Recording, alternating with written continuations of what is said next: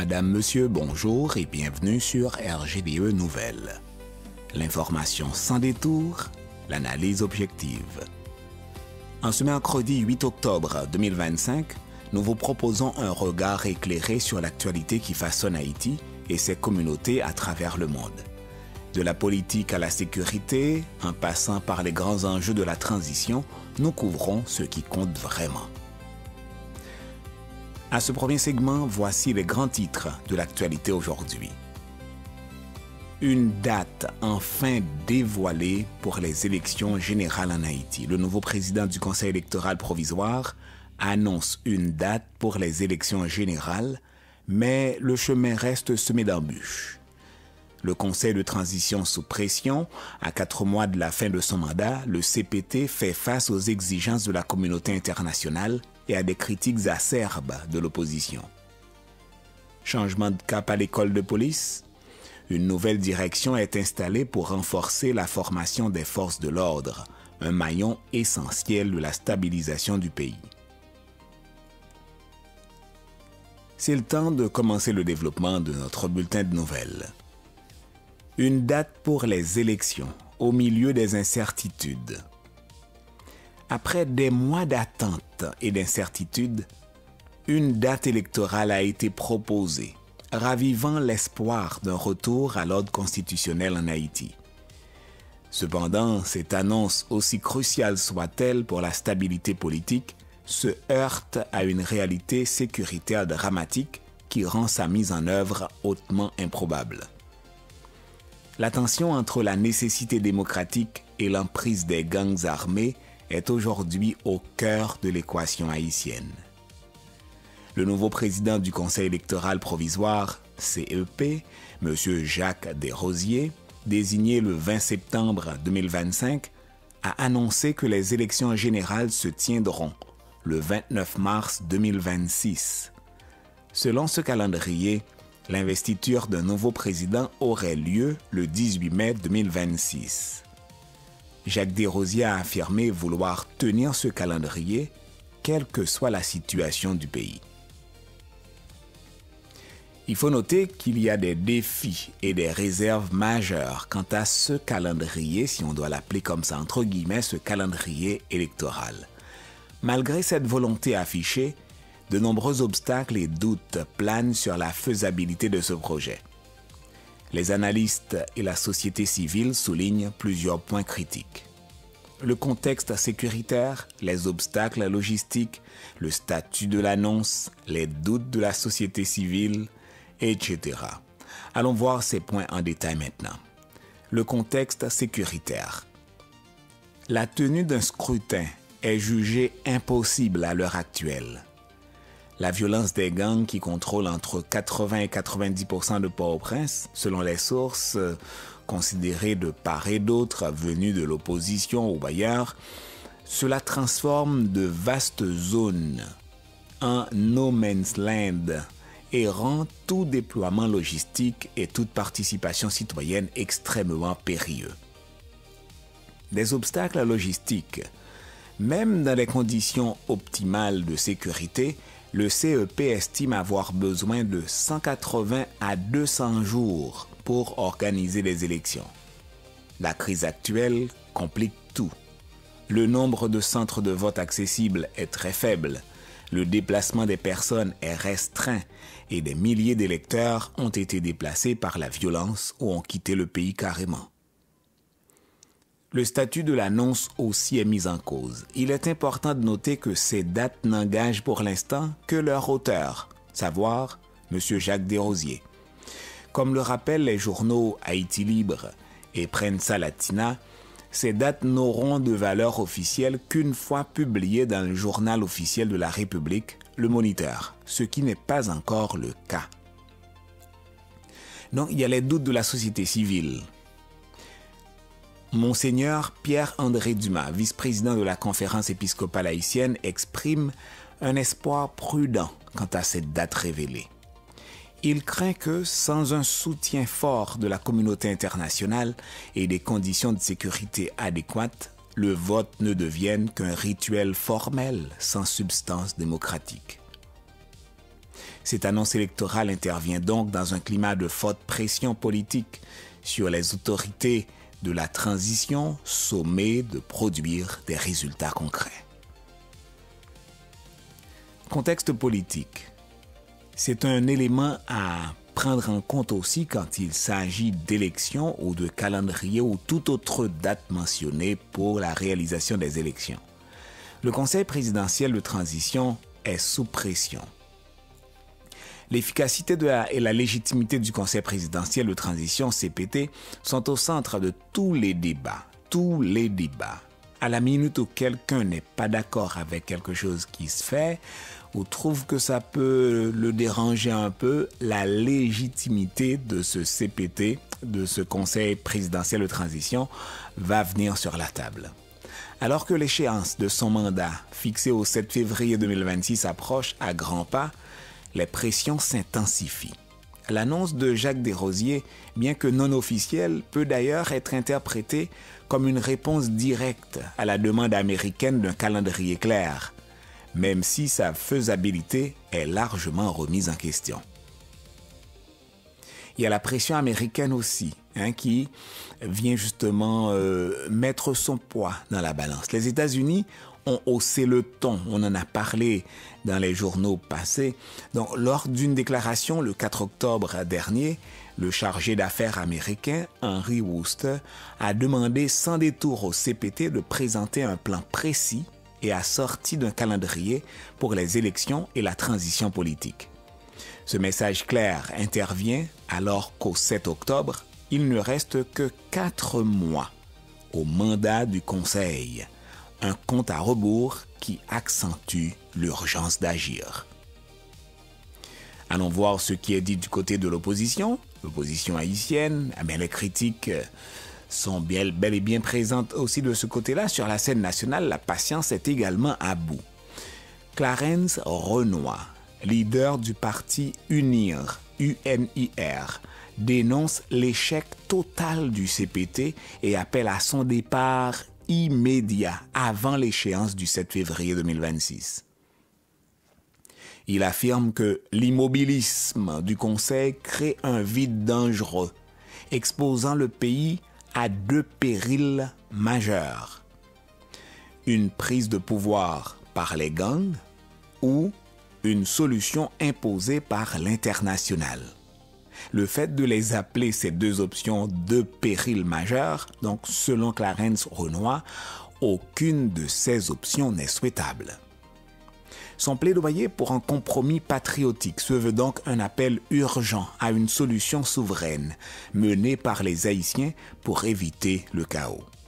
Face à ces pressions politiques et à la crise sécuritaire persistante, des changements stratégiques s'opèrent au sein des institutions chargées de rétablir l'ordre. Il y a le renforcement de la sécurité. On a beaucoup parlé cette année, dans ces derniers journaux, de la 35e promotion entrée à l'École nationale de police, ENP. Il y a le nouveau leadership à cette même école. La restauration de la sécurité est la condition sine qua non à toute avancée politique, y compris la tenue d'élections. Dans cette optique, le renforcement des capacités de la Police nationale d'Haïti, la PNH, est une priorité absolue. La formation des futurs recrues revêt donc une importance stratégique capitale. Dans ce contexte, un changement notable a eu lieu à la tête de l'École nationale de police. Le commissaire divisionnaire John James Olivier a été officiellement installé comme nouveau directeur le lundi 6 octobre 2026. Il succède au commissaire divisionnaire Prédestin Sem. Cette nomination vise à insuffler une nouvelle dynamique et à renforcer la capacité opérationnelle de la PNH face aux défis actuels. Les objectifs assignés à la nouvelle direction sont clairs et citons: mettre en place une formation plus rigoureuse et adaptée aux réalités du terrain, promouvoir une culture de discipline, de compétences et d'éthique au sein des nouvelles promotions, faire de l'École nationale de police, le NP, un pilier central dans la professionnalisation des recrues et la modernisation globale de l'institution policière. Le décor est donc planté. Comme on va l'appeler, un calendrier électoral, entre guillemets, ambitieux, fait face à une réalité sécuritaire catastrophique et à une crise de légitimité politique. Pendant que l'horloge tourne pour la transition, la question demeure. Le renforcement des institutions, comme la police, pourra-t-il précéder l'effondrement ou arrivera-t-il trop tard? Une belle question en guise de réflexion. Madame, Monsieur, c'est la fin du premier segment de nouvelles. Restez branchés sur RGDE Nouvelles. Nous vous reviendrons après la pause pour la suite de notre bulletin.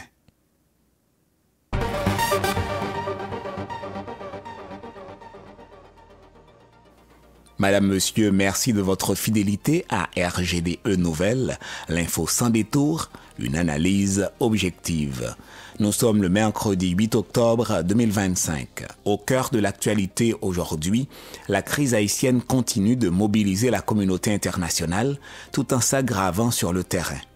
Nous analyserons les nouvelles stratégies déployées pour tenter de juguler la violence des gangs, les efforts diplomatiques du gouvernement de transition et la réalité brutale vécue par la population.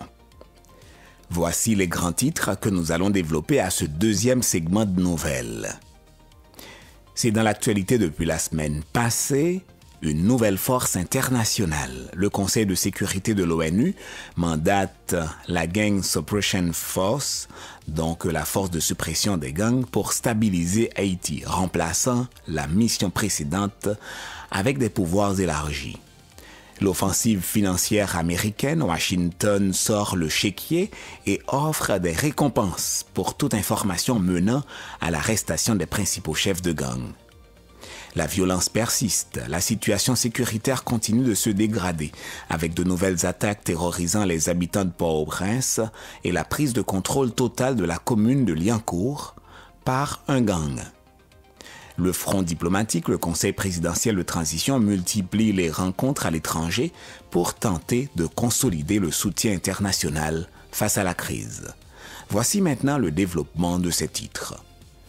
Face à une recrudescence des violences armées qui paralysent la capitale et plusieurs régions du pays, la communauté internationale a acté une nouvelle réponse. Une résolution du Conseil de sécurité des Nations Unies a officiellement mis en place la Gang Suppression Force, GSF, la force de suppression des gangs, une mission au mandat plus robuste destinée à appuyer les autorités haïtiennes dans leur lutte contre les groupes armés. Vous l'avez appris dans les nouvelles depuis la semaine passée, cette force aura à remplacer la force multinationale dirigée par les Kenyans. Cette nouvelle force vient avec des caractéristiques et des pouvoirs opérationnels clairement définis. En termes de remplacement, la GSF succède officiellement à la MMS en français, MMAS en anglais, la mission multinationale de soutien à la sécurité. Et en termes de mandat, la mission est validée par le Conseil de sécurité de l'ONU pour une période initiale de 12 mois, qui sera renouvelable. Et en termes de composition, son effectif est fixé à 5500 membres, comprenant des policiers, des militaires et du personnel civil. Les objectifs principaux de cette nouvelle force, c'est de neutraliser les gangs et cibler spécifiquement leurs chefs, sécuriser les infrastructures essentielles du pays, faciliter l'acheminement de l'aide humanitaire aux populations affectées, apporter un soutien direct à la police nationale d'Haïti, la PNH. Pour les pouvoirs opérationnels de cette force, la force est autorisée à user de la force létale lorsque cela est jugé nécessaire. Donc, elle a le pouvoir de procéder à des arrestations dans des zones d'opération, dans ces zones à elle en tant que force. Donc, ces interventions s'appuieront sur des opérations basées sur le renseignement, donc Intelligence-Led Operations. Par ailleurs, du côté américain, l'officiel Michael Enki a exprimé lors d'une interview ce lundi 6 octobre donnée au Nouvelliste, au journal Le Nouvelliste, l'espoir d'un déploiement très rapide de cette force. Cependant, des défis de taille persistent. Des incertitudes majeures demeurent quant aux pays qui fourniront les troupes, aux mécanismes de redevabilité qui encadreront leurs actions et à la capacité de cette mission à gagner la confiance d'une population marquée par une profonde méfiance envers les interventions étrangères. Cette intervention militaire et policière se double d'une stratégie américaine plus ciblée, visant directement les têtes pensantes des réseaux criminels. En parallèle de la mise en place de la GSF, les États-Unis ont lancé une offensive complémentaire visant à affaiblir directement le commandement des gangs. Cette stratégie repose sur des incitations financières pour encourager la collaboration citoyenne, envoyant un message de fermeté aux groupes armés. Le programme de récompense américain a été détaillé comme suit. Cibles spécifiques. 3 des chefs de gang les plus notoires sont explicitement visés par cette initiative. Jimmy Cherizier, dit Barbecue, L'Amour sans joue, éviter l'homme innocent.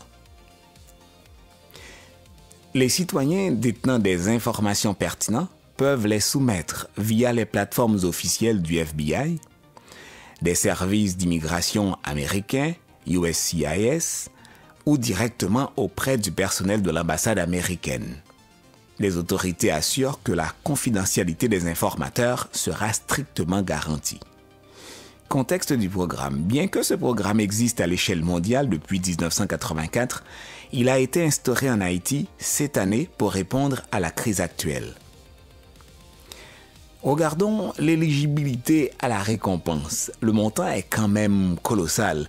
Donc, un point crucial a été clarifié. Tout le monde est éligible à recevoir la récompense, à l'exception notable des officiels haïtiens chargés de l'application de la loi, de la répression des gangs.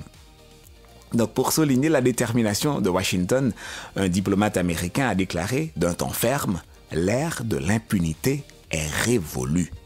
Peut-on le répéter? L'ère de l'impunité est révolue. Donc toutefois, pendant que ces stratégies internationales se mettent en place, la population haïtienne continue de subir une violence quotidienne et implacable.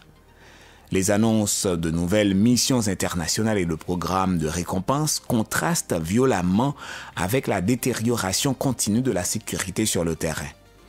Pendant que les chancelleries s'activent, la population haïtienne reste la première victime d'une violence qui ne connaît aucun répit. Oh, les récents événements illustrent tragiquement cette réalité. Terreur à Port-au-Prince. Dans la nuit du 6 octobre 2025, des hommes lourdement armés ont semé la panique dans plusieurs quartiers de la capitale. Leur incursion a traversé les zones de Sogébel, Sacré-Cœur, Abeille-Word et Piment-Rouge pour atteindre Turgeau et les abords de la Dinépa. Selon des témoins, les assaillants ont vandalisé des habitations et pillé des biens, provoquant une terreur généralisée. Aucune intervention policière n'a été constatée durant cette opération d'envergure. Sinon, du côté de Liancourt, Liancourt est encore sous le contrôle des gangs. La situation est encore plus critique dans la commune de Liancourt, située dans le Bas-Artibonite. La région est désormais sous la coupe totale du gang taliban Maozo qui y impose sa loi en l'absence complète de l'État haïtien. Face à cette urgence sécuritaire, le gouvernement de transition tente de mobiliser ses partenaires sur la scène internationale. En parallèle de la crise sécuritaire, une intense activité diplomatique est menée par le président du Conseil présidentiel de transition, Laurent Saint-Cyr, afin de consolider le soutien international. C'est donc sa tournée internationale, sa tournée débutée le dimanche 5 octobre 2025. Les récentes démarches de M. Saint-Cyr incluent rencontre aux États-Unis, tournée internationale, objectif au Japon. Allons voir cela en détail. Lors d'une visite à Miami, il s'est entretenu avec la députée américaine Sheila Cherphilus McCormick. Donc, les discussions ont porté sur la sécurité, le renforcement des institutions, les défis migratoires et un plaidoyer pour le renouvellement de la loi HELP, essentielle pour l'économie haïtienne. Tournée internationale. Après les États-Unis, le président du CPT s'est envolé pour le Japon. Son agenda prévoit une rencontre avec Sa Majesté l'Empereur Naruhito et une participation à l'exposition universelle d'Osaka en 2025. L'objectif au Japon. Qu'est-ce que M. Laurent Saint-Cyr est allé faire au Japon? Cette visite vise à renforcer la coopération bilatérale et à poursuivre le plaidoyer pour le financement de la mission multinationale de sécurité. Cependant, il convient de souligner que malgré ces rencontres de haut niveau, les résultats concrets tardent à se matérialiser sur le terrain, laissant la population en attente de changements tangibles.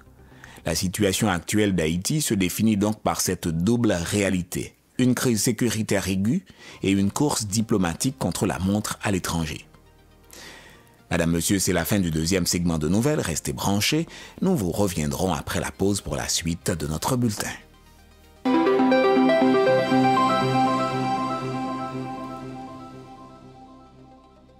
Madame, Monsieur, merci de votre fidélité à RGDE Nouvelles, l'info sans détour, une analyse objective. Nous sommes le mercredi 8 octobre 2025. Bienvenue à notre troisième segment de nouvelles. Voici les principaux titres qui seront développés. Rentrée judiciaire 2025-2026. Le gouvernement affiche ses ambitions avec la construction de nouveaux pénitenciers face à un système qui peine à se réformer. Crise politique, le parti Haïti par la foi remet en cause le modèle démocratique actuel, appelant à un changement profond porté par le peuple. Pression migratoire, des milliers d'Haïtiens rapatriés de la République dominicaine. Un rapport choc met en lumière l'ampleur de la situation. C'est le temps de développer notre troisième segment de nouvelles, la rentrée judiciaire 2025-2026. La cérémonie solennelle de la rentrée judiciaire est un moment charnière qui permet de prendre le pouls du système judiciaire haïtien, pilier essentiel de la démocratie et de l'état de droit. Cette année, l'ouverture de l'année judiciaire 2025-2026 est marquée par un contraste saisissant. D'un côté, les annonces ambitieuses du gouvernement pour renforcer l'appareil judiciaire et de l'autre, la réalité d'un système qui, selon les observateurs, entame cette nouvelle session avec les mêmes défis structurels que l'année précédente. Des actions et des promesses du gouvernement en cette circonstance. Lors de la cérémonie d'ouverture qui s'est tenue ce lundi 6 octobre à la Cour de cassation, le Premier ministre Alix Didier Fils-Aimé, qui assure également l'intérim au ministère de la Justice, a réaffirmé la volonté de son gouvernement d'œuvrer pour une justice forte et au service des citoyens. Il a mis en avant plusieurs initiatives phares et réalisations de l'exercice 2024-2025. Le lancement de la construction de 3 nouveaux centres pénitentiaires aux standards internationaux d'une capacité totale de plus de 15 000 détenus. Cette initiative est destinée à réduire drastiquement la surpopulation carcérale. La création de pôles judiciaires spécialisés, l'ouverture de nouvelles juridictions à Ouanaminthe et Limbé, le renforcement du système par la nomination d'une 50aine de parquetiers, l'amélioration des capacités opérationnelles des bureaux d'état civil. Il reste les défis persistants.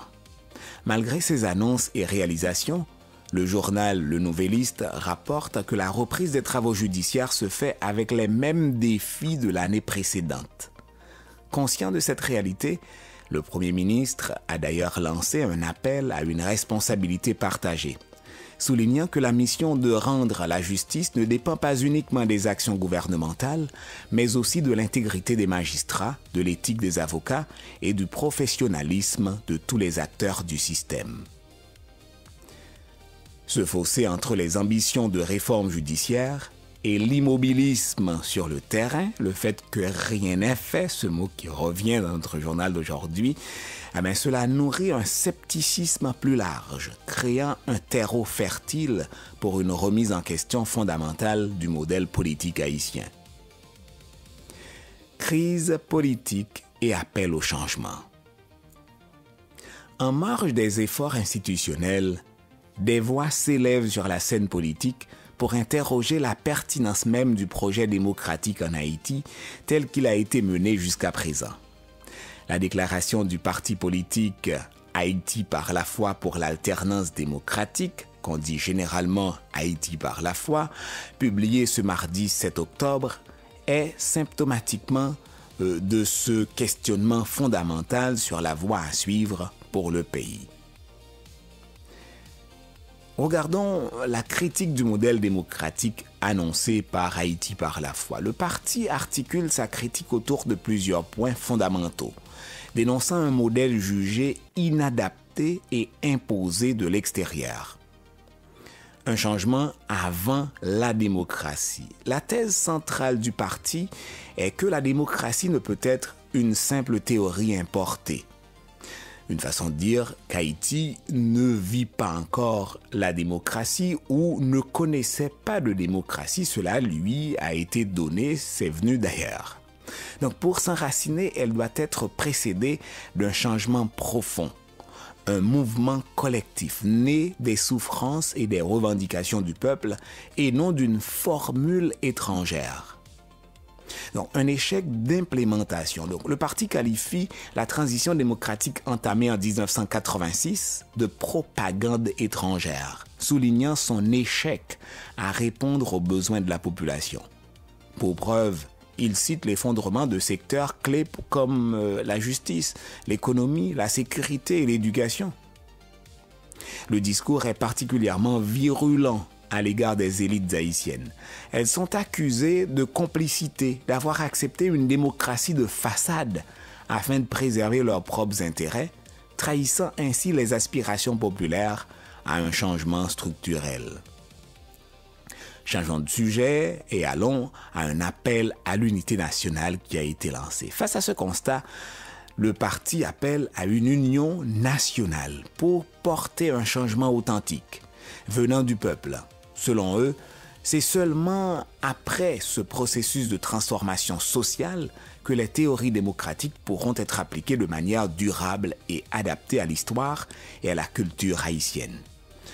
Le parti Haïti par la foi affirme sans détour, et je cite, « Aucune démocratie ne peut s'implanter sur un terrain où les conditions du changement réel n'ont pas été réunies. » Fin de citation. Haïti par la foi ajoute, dans une critique directe des modèles importés, « Toute théorie qui dégrade la culture et l'idéal d'un peuple ne fait que raccourcir le chemin vers sa servitude. » C'est profond. Concluons un peu sur cette note d'Haïti, Haïti par la foi.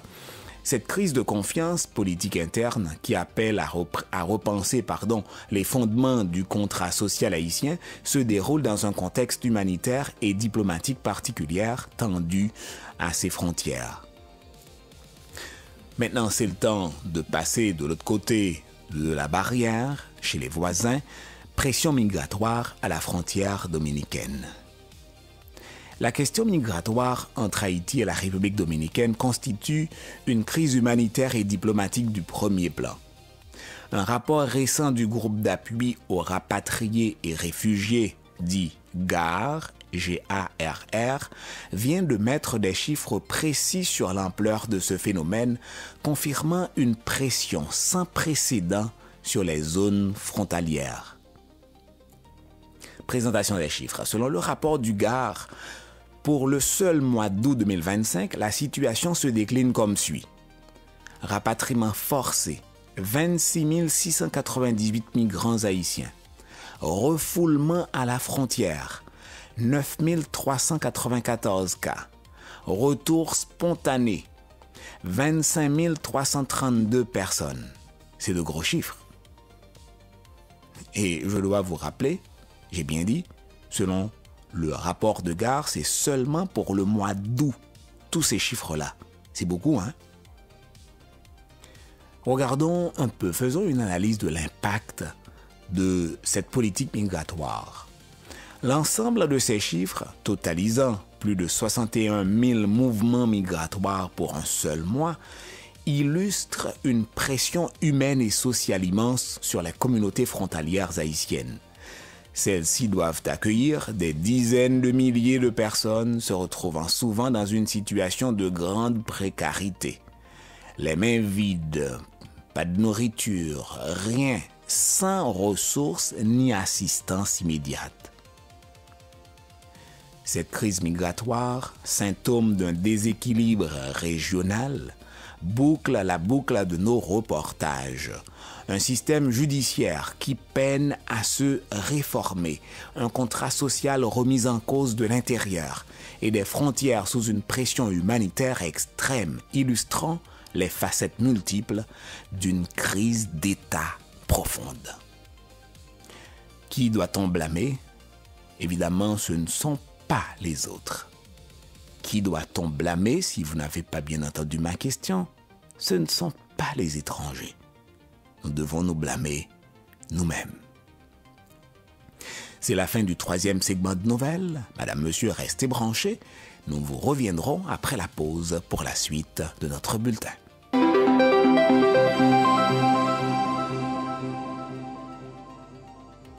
Madame, Monsieur, merci d'être resté jusqu'à présent avec nous.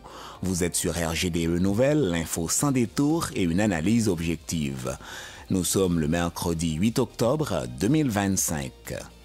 Donc, nous sommes rendus vers la fin de notre journal. C'est le 4e et dernier segment à vous présenter aujourd'hui. Et voici les titres qui vont être développés.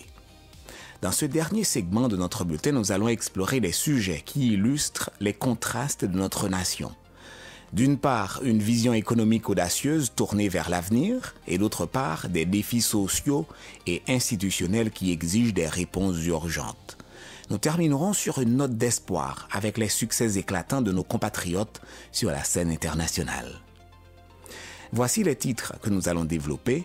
Économie, la Banque centrale accélère la digitalisation pour intégrer une économie informelle massive et renforcer l'inclusion financière. Société, crise à l'école de police après le décès suspect d'un aspirant et appel à l'aide pour un journaliste abandonné par l'État. Deux affaires qui ébranlent la confiance dans nos institutions. Sport, l'excellence haïtienne à l'honneur, avec les exploits de Melchi Dumornay en Ligue des Champions et le sacre de Danley Jean-Jacques en championnat américain. C'est le temps de développer notre 4e segment de nouvelles, la révolution numérique en marche. Même s'il y a autant de problèmes, la vie continue. Il faut avancer. On est déjà très en retard. La Banque de la République d'Haïti, la BRH, a lancé une offensive stratégique pour moderniser en profondeur l'économie nationale. À travers un forum de haut niveau, la BRH a posé les jalons d'une transition numérique destinée à intégrer le vaste secteur informel, à stimuler l'inclusion financière et à promouvoir l'égalité des genres. C'est un pas décisif vers un écosystème économique plus transparent et plus résilient. Les 3 et 4 novembre dernier, un forum a jeté les bases de cette transformation. Voici les points clés qui en sont ressortis. L'objectif d'abord, organisé par la BRH en partenariat avec les ministères de l'économie et de la condition féminine ainsi qu'ONU Femmes et la Banque mondiale, le forum visait à explorer comment la technologie peut transformer la vie économique et sociale du pays. Le constat, l'urgence de cette initiative est dictée par les chiffres. Actuellement, Madame, Monsieur, 99% des micro, petites et moyennes entreprises, les MPME, dépendent exclusivement du cash. Donc, il faut avoir de l'argent comptant pour les transactions. Et 89% d'entre elles opèrent en dehors des circuits formels, ce qui freine la croissance et limite l'accès au crédit. Les conditions du succès, le professeur Samuel Pierre, expert en la matière, a identifié 3 piliers indispensables pour réussir cette transition. La mise en place d'un cadre légal opérationnel pour sécuriser les transactions, le renforcement des compétences locales pour maîtriser les nouveaux outils et des technologies adaptées aux besoins réels de la population. Un engagement a été pris, l'engagement pour l'égalité. Un accord majeur a été signé entre la BRH, notre banque à nous en Haïti, et ONU Femmes, une institution onusienne. Ce partenariat vise à renforcer l'autonomisation économique des femmes en produisant des données précises sur leur participation à l'économie et en leur facilitant l'accès aux services financiers. L'action concrète. Pour traduire ces ambitions en résultats, le programme Booster PME, 3e édition parce qu'il y a un chiffre 3, un chiffre romain 3 juste après, Booster PME 3, a été lancé. Il a pour but de soutenir le développement des petites et moyennes entreprises à travers le pays avec un accent particulier sur l'intégration des femmes entrepreneuses dans l'économie formelle. Cette initiative ambitieuse, si elle est menée à bien, pourrait ouvrir la voie à un développement économique plus inclusif et durable. Mais tandis que l'économie se projette vers l'avenir, le présent social reste marqué par de profondes fractures. Regardons les institutions sous pression. 2 événements récents mettent en lumière les failles critiques qui fragilisent nos institutions. D'un côté, la police nationale est secouée par des accusations de corruption après un drame. De l'autre, l'État est accusé d'abandonner un citoyen en détresse. Ces 2 cas soulèvent des questions fondamentales sur la redevabilité et l'intégrité de nos services publics. Le premier cas dont j'ai parlé, crise au niveau de la police, c'est pas la police en tant que telle, mais vous allez voir, ça a été mentionné dans nos bulletins précédents, mais pas suffisamment détaillé. Mais revenons sur cette crise à l'École nationale de police. Le lundi 6 octobre 2025, l'aspirant policier Charles Widensky, âgé de 28 ans, est décédé à cette école-là, à l'École nationale de police, ENP, lors de sa première journée. Le jeune homme, qui avait pourtant réussi toutes les épreuves intellectuelles et physiques requises, a perdu la vie quelques heures seulement après son intégration. Donc, ce drame a déclenché une vive réaction de l'Ordre des défenseurs des droits humains, par exemple ORDEDH, qui dénonce bien plus qu'un simple accident. L'organisation pointe du doigt un système de favoritisme et de corruption qui gangrènerait le processus de recrutement de la PNH. Selon l'ORDEDH, plus de 40% des aspirants de la 35e promotion auraient des dossiers irréguliers, admis sur la base de recommandations plutôt que de mérite. Ça, c'est un problème qui existe, je dirais, depuis toujours en Haïti. Un parrain pour nous recommander, nous faire rentrer à telle ou telle place. Comme ça, on court-circuite les processus mis en place. Alors, je reprends l'idée ici.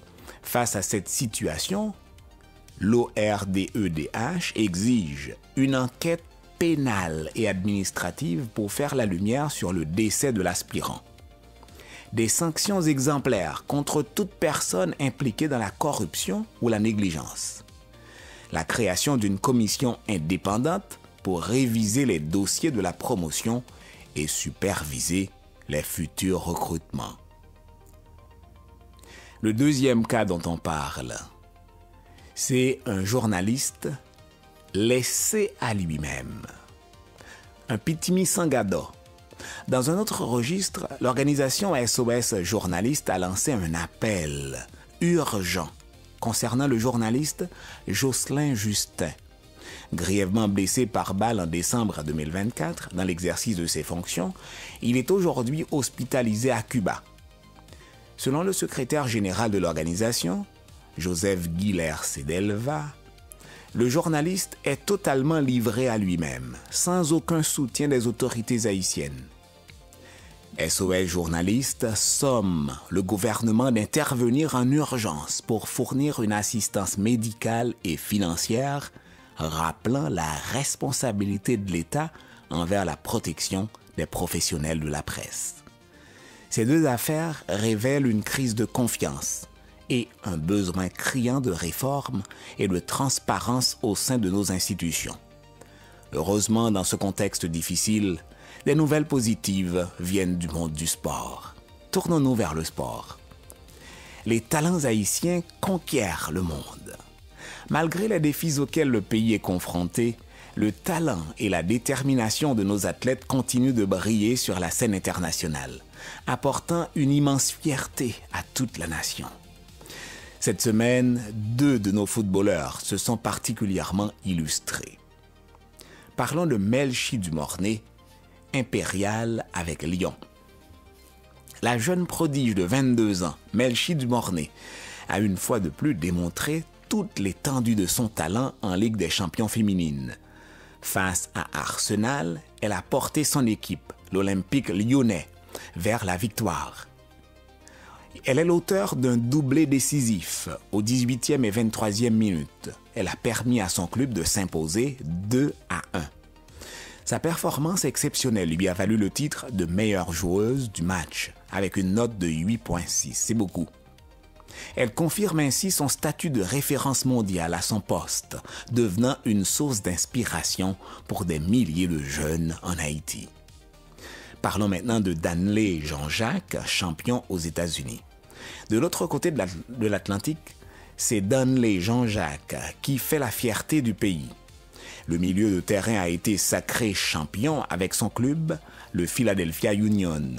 Son équipe a remporté le Supporters Shield 2025, le trophée récompensant la meilleure équipe de la saison régulière de la MLS, le championnat d'élite américain. Artisan majeur de ce succès, il a participé à 30 des 33 derniers matchs, s'imposant comme un pilier de son équipe. Il rejoindra prochainement la sélection nationale pour les matchs contre le Nicaragua et le Honduras, continuant à desservir son pays fièrement. Ces succès sportifs sont bien plus que de simples victoires. Ils sont le symbole d'une Haïti résiliente et talentueuse, capable de conquérir les plus hauts sommets. Si jamais nous nous donnons la chance de vivre la stabilité, nous ferons de grands exploits. Le point météo et économique, le bulletin météo pour commencer. Voici les prévisions de l'unité hydrométéorologique pour ce mercredi 8 octobre 2025. L'atmosphère reste humide et instable avec des risques d'averses orageuses par endroits en fin d'après-midi. Les températures maximales varieront entre 32 et 36 degrés Celsius et les minimales entre 22 et 26 degrés Celsius. Sur l'Atlantique, la tempête tropicale Jerry s'est formée. Cependant, les services météorologiques sont formels. Elle ne représente aucune menace pour Haïti. À Port-au-Prince, le soleil se lèvera à 6h41 et se couchera à 18h33 pour ce mercredi 8 octobre 2025. Le taux de change. Voici le taux de référence de la BRH pour la journée du mardi 7 octobre 2025. Le taux de référence publié par la Banque de la République d'Haïti est de 130 gourdes, 67,53 centimes pour $1 américain. Madame, Monsieur, nous nous approchons de la fin de notre bulletin de nouvelles. C'est le temps de vous rappeler les grands titres du bulletin.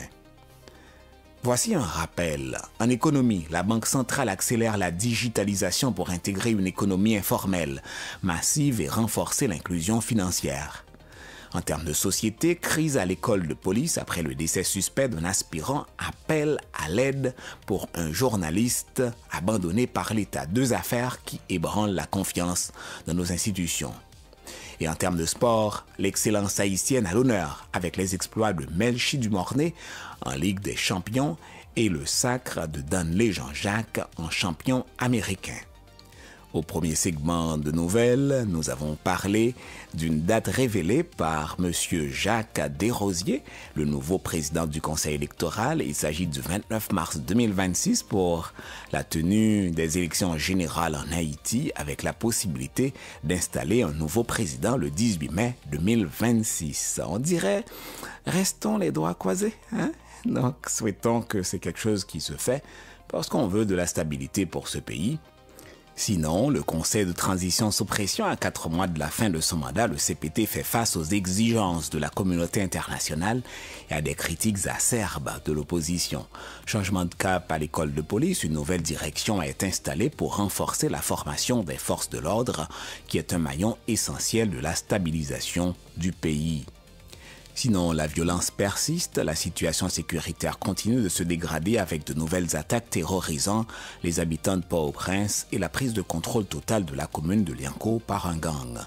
Sur le front diplomatique, le Conseil présidentiel de transition multiplie les rencontres à l'étranger pour tenter de consolider le soutien international face à la crise. Sinon, c'est tout pour ce bulletin de RGDE Nouvelles, l'info sans détour, une analyse objective. Merci de nous avoir accompagnés. Rendez-vous au prochain bulletin pour continuer à suivre l'actualité ensemble. N'oubliez pas d'aimer, de vous abonner et de partager pour soutenir notre mission. Bâtir un pont d'information entre Haïti et sa diaspora. En passant, je dois remercier plusieurs personnes qui nous ont laissé des messages, soit en dessous des vidéos YouTube ou par des messages privés. Il y en a qui sont allés jusqu'à nous appeler, qui m'ont fait savoir avoir partagé le lien de RGDE Nouvelles avec leurs contacts. Merci beaucoup. Grâce à vous, nous touchons de nouvelles personnes. Continuez ainsi et nous profitons de cet instant pour vous saluer. Sinon, on se retrouve très bientôt pour d'autres nouvelles et histoires qui comptent. Restez connectés, restez fiers. Au revoir.